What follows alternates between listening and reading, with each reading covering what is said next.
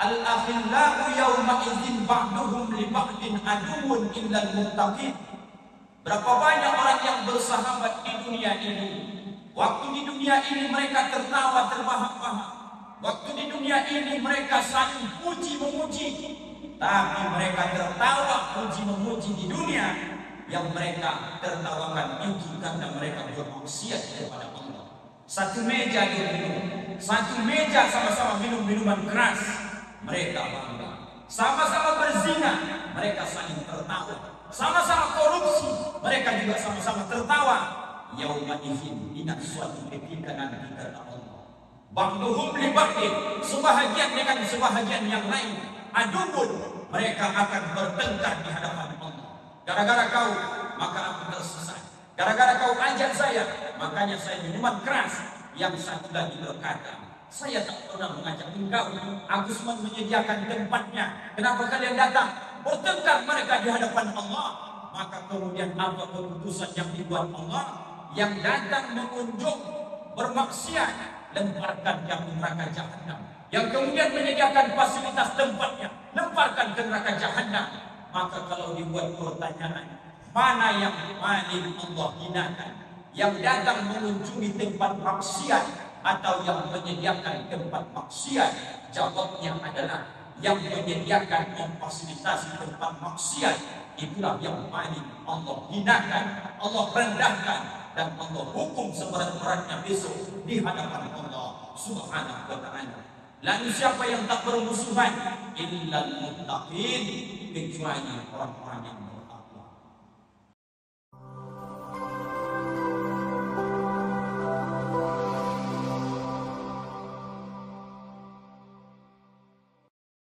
Bismillahirrahmanirrahim.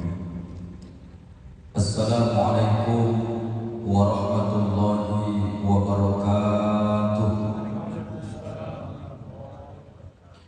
Alhamdulillahilladzi ahyana ba'dama amatana wa ilaihin nusyur.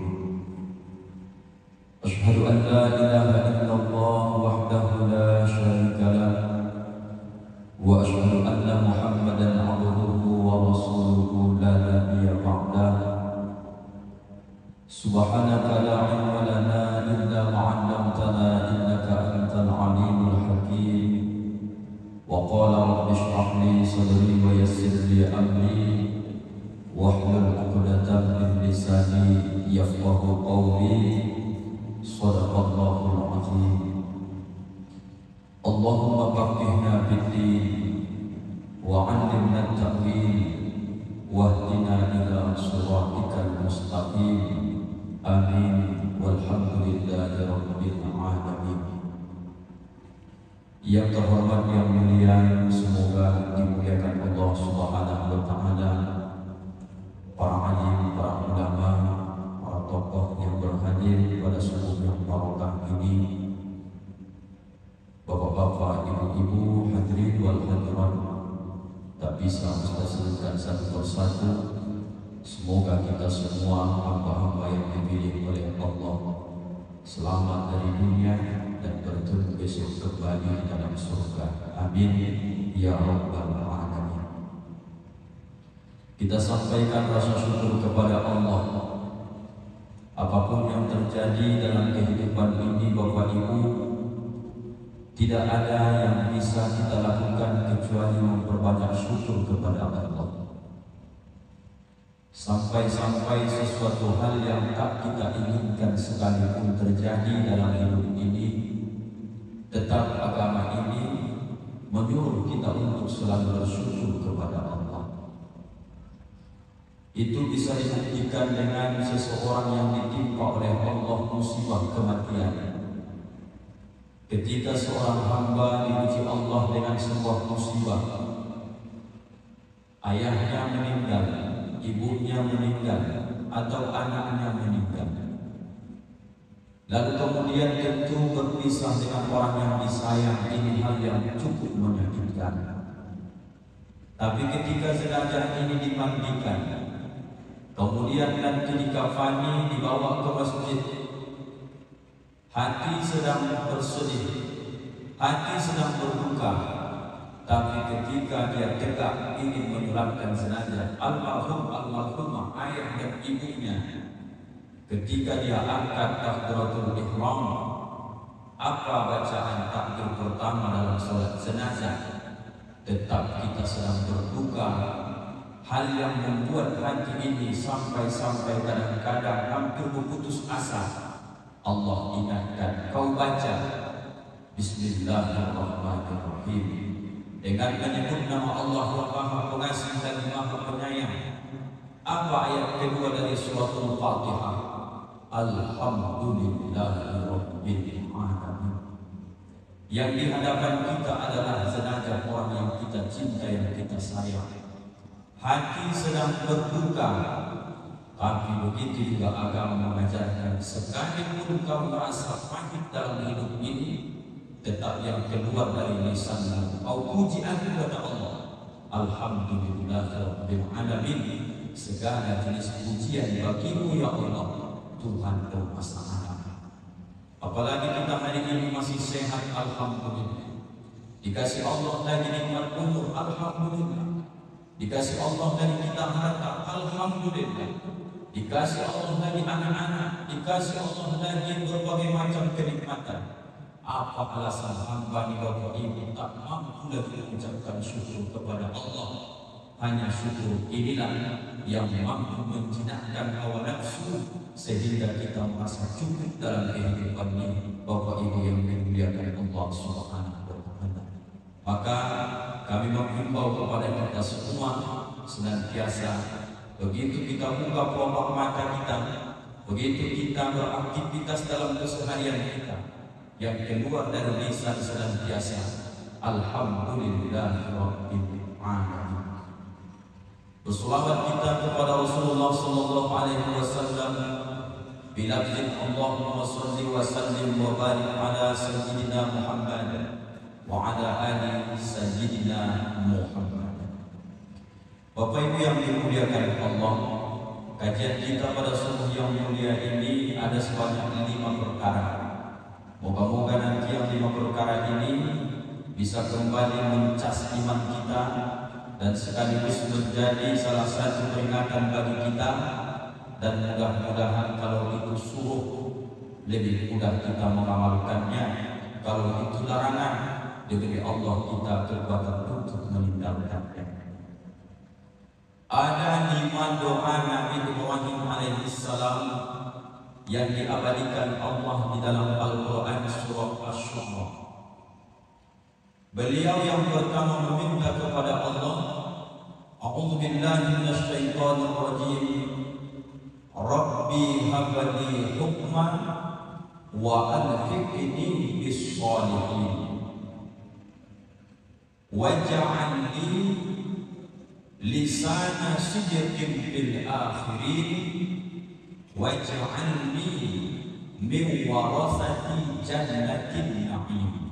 Shadaqallahu azim. Yang pertama, Ibrahim meminta kepada Allah, Rabbi Tuhanku, habani berikanlah kepadaku hikmah. Dalam tafsir, hikmah itu adalah ilmu. Maka hal ini pun terjadi kepada Nabi Sulaiman alaihissalam. Disuruh Allah pilih, wahai Sulaiman, kalau seandainya kau disuruh memilih antara harta dengan ilmu, mana yang engkau pilih? Nabi Sulaiman memilih ilmu karena dia yakin orang yang dinaikkan derajatnya adalah orang yang beriman dan orang yang berilmu. Dan kalau orang berilmu, insya Allah harta bisa dapat. Tapi kalau harta belum tentu bisa mendatangkan ilmu, Bapak Ibu yang dimuliakan Allah. Ibrahim juga minta, habani hikmah, ya Allah berikan aku ilmu.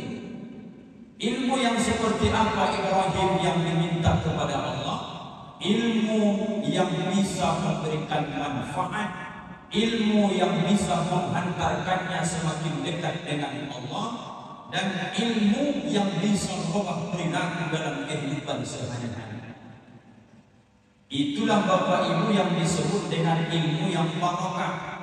Karena banyak kita ini orang-orang yang berilmu, tapi dengan ilmu kadang-kadang tak bisa menghantarkan kita lebih baik. Itulah yang disebutkan dalam hadis Nabi, al-adabu fawqal ilmi. Adab itu jauh lebih tinggi nilainya dibandingkan ilmu. Maka kalau hanya sekedar berilmu, banyak orang yang berilmu. Kalau hanya ditengok dari titelnya orang berilmu, banyak yang profesor, doktor, tapi apa yang mereka lakukan dengan ilmu tadi, ilmu saja tak cukup tanpa dibarengi dengan hikmah ataupun adab. Itulah yang kita saksikan kadang-kadang di layar kaca. Rupanya ada orang yang paham hukum, ada yang sudah bergelar profesor, doktor, ada yang sudah kadang-kadang dia paham ilmu syariat, ayatnya, hadisnya dia tahu, tapi tetap juga dia memakan duit rakyat, tetap dia ambil juga orang lain, tetap juga dia makan yang bukan punya dia. Maka kemudian dia bukan tak berilmu, tapi adabnya tidak ada. Maka ilmu yang dia dapat itulah yang disebut dengan ilmu yang tidak barokah. Maka dalam kaidah fikih Bapak Ibu, apa kata ulama? Wa kullu man bi ghairi ilmin ya'malu a'maluhu mardudatun la tuqbalu.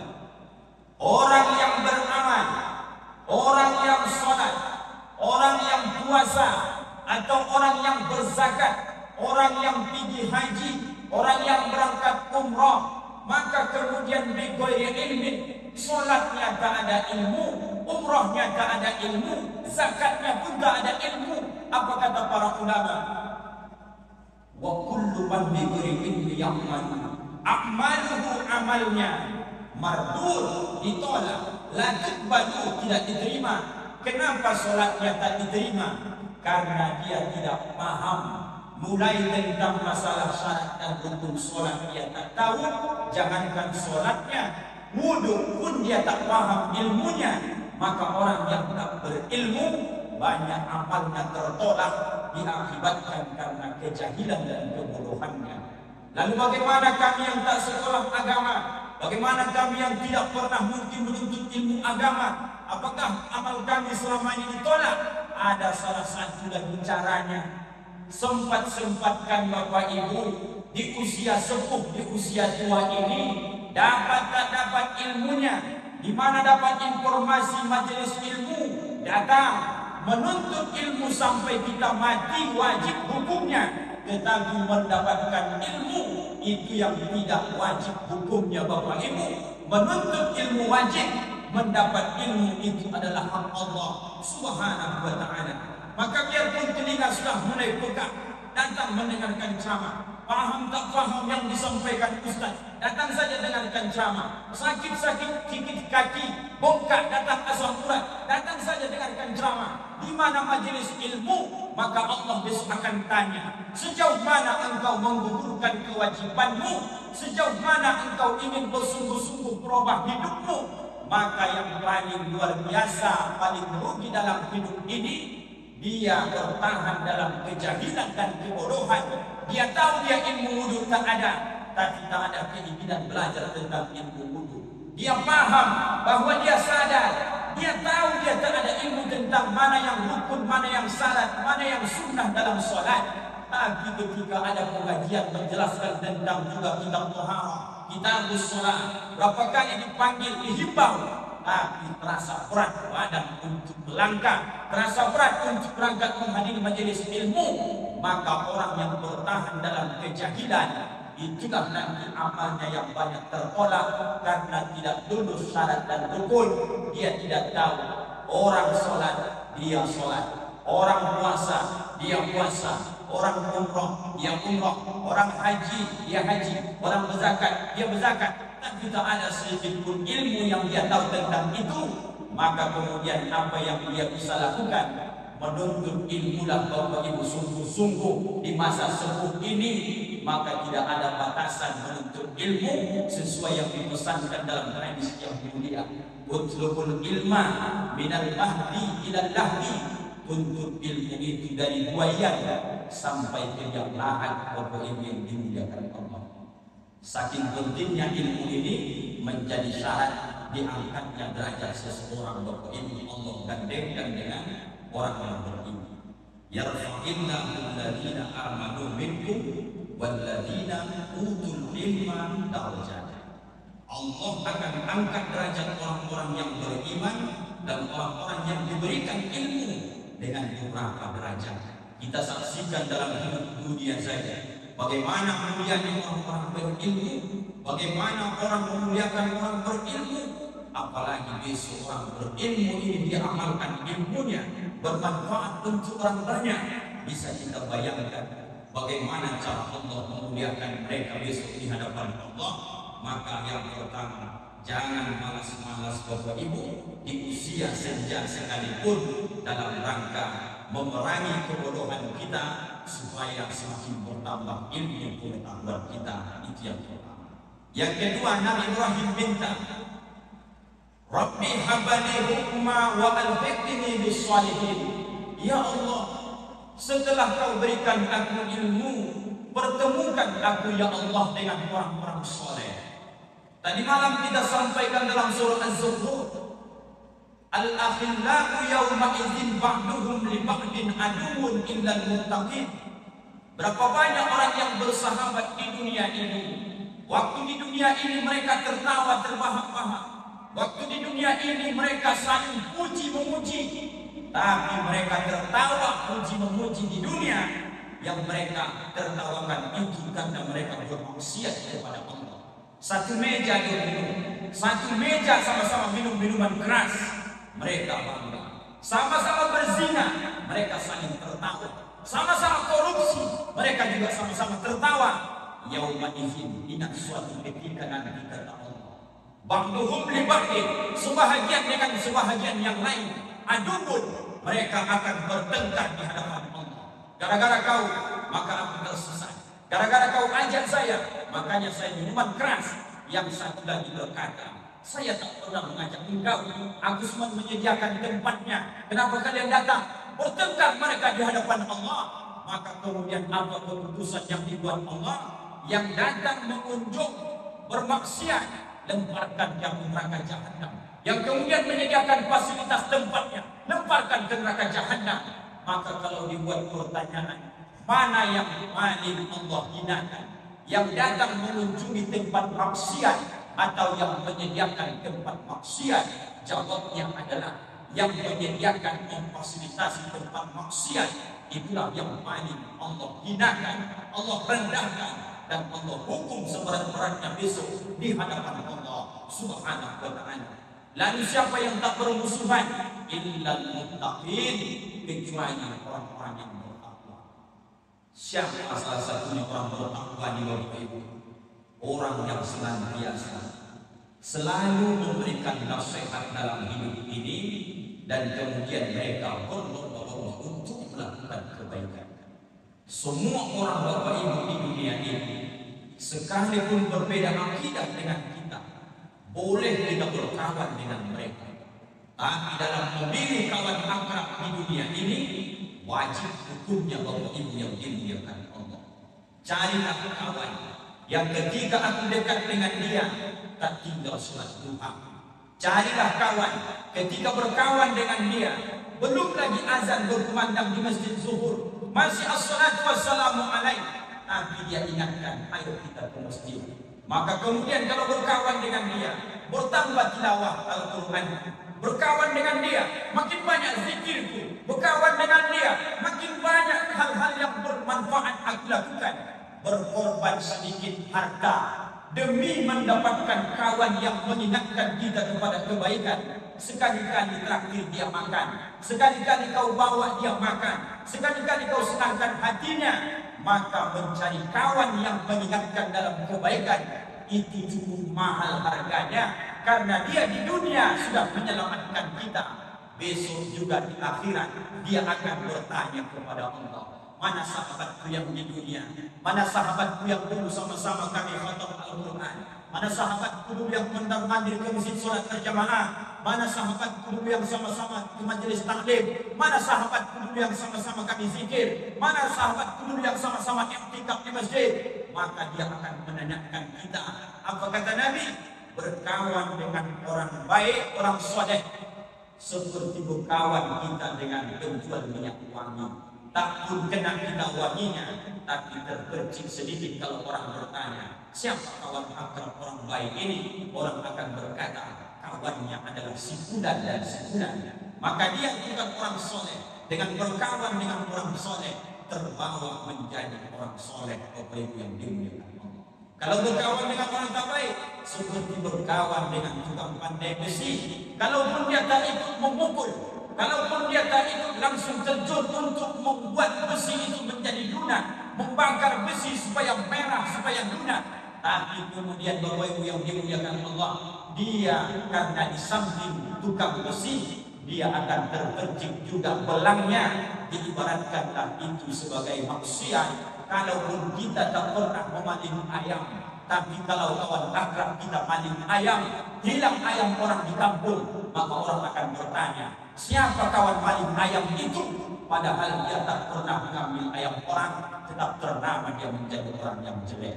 Maka yang kedua poinnya, pertemukan aku ya Allah dengan orang-orang baik, kata Nabi Ibrahim. Juga ayat Allah doakan termasuk Ustaz, ya Allah, pertemukan aku dengan orang-orang baik di dunia ini. Jangan pertemukan ya Allah dengan orang-orang yang kasar ucapan. Jangan pertemukan aku ya Allah dengan orang-orang yang kasar kelakuan. Jangan pertemukan aku dengan orang-orang yang lalai mengingatmu ya Allah. Wa alhiqni bis-shalihin. Pertemukan kami ya Allah dengan orang-orang yang mengingatkan kami kepada kebaikan dan kebaikan.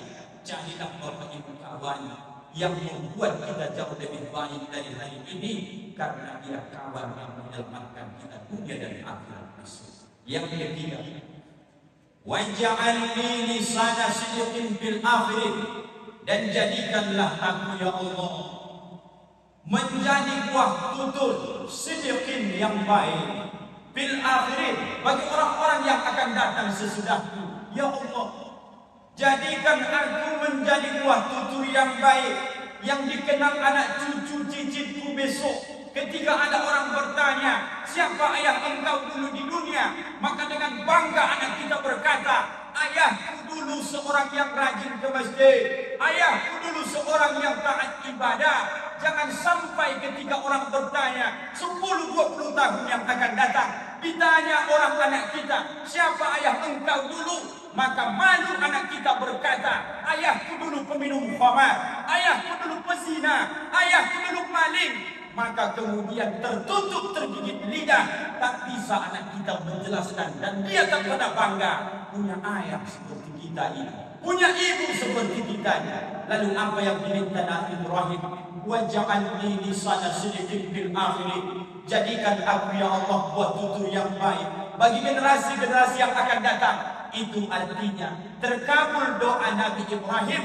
Maka sampai hari ini diabadikan dalam tasyahud akhir, disebutlah namanya dengan sholawat Ibrahimiyah. Itu yang juga kita kenal dengan kama shallaita ala sayyidina Ibrahim wa ala ali Ibrahim wa barik ala sayyidina Muhammad wa ala ali sayyidina Muhammad kama barakta ala sayyidina Ibrahim wa ala ali Ibrahim fil alamin innaka Hamidum Majid. Maka tidak mungkin Allah sandingkan nama Nabi Ibrahim dengan Nabi Muhammad, kecuali Ibrahim itu mulia dan dikabulkan Allah doanya.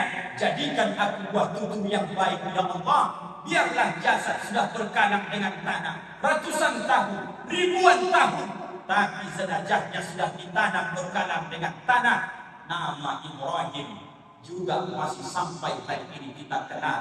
Berangkat umrah, orang berkata, disitulah nampak bekas di mana Ibrahim membangun Ka'bah. Ketika kita hari ini Bapak Ibu tak mungkin bisa meninggalkan bekas sehebat Nabi Ibrahim, tak bisa meninggalkan bekas kebaikan seperti Nabi Muhammad SAW. Tapi setidaknya ketika besok orang bertanya, siapa ayah engkau di dunia? Maka ketika anak ini menjawab dengan bangga, ayahku adalah orang soleh, ayahku ini tak tinggal sholat duhanya, Mari berbuat baik sesuai kemampuan kita masing-masing.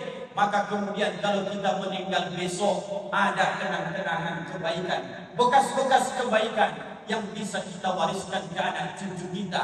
Bisa saja badan sudah berkalang tanah 100-200 tahun, tapi kemudian amal kebaikan masih tetap dikenang orang yang hidup sampai kiamat dunia ini. Allahu Akbar. Yang terakhir, Bapak Ibu yang dimuliakan Allah, waj'alni min warasati jannatin na'im, dan jadikan aku ya Allah menjadi orang yang dapat mewarisi surga yang penuh dengan kenikmatan. Di dalam surah Luqman ayat 8 ada 2 tiket mendapatkan surga atau jannatin na'im. Walladzina amanu wa 'amilus shalihat lahum jannatun na'im. Yang pertama syarat tiket masuk surga na'im adalah iman. Alhamdulillah, itu sudah kita dapatkan. Tapi yang kedua syarat ini adalah amal soleh. Amal soleh ini perlu diterangkan dan dijabarkan sedikit, karena banyak orang mengira amal soleh itu hanya sebatas sholat. Amal soleh dia berkata hanya sebatas puasa, zakat, haji. Amal soleh itu kalimat jamaknya sholihin, sholihat, itu secara harfiah diartikan adalah cocok, sesuai, dan sukses. Artinya, kalau ada orang yang sudah rajin sholat, maka kemudian pasti dia akan lembut dalam bertutur kata kalau betul sholatnya.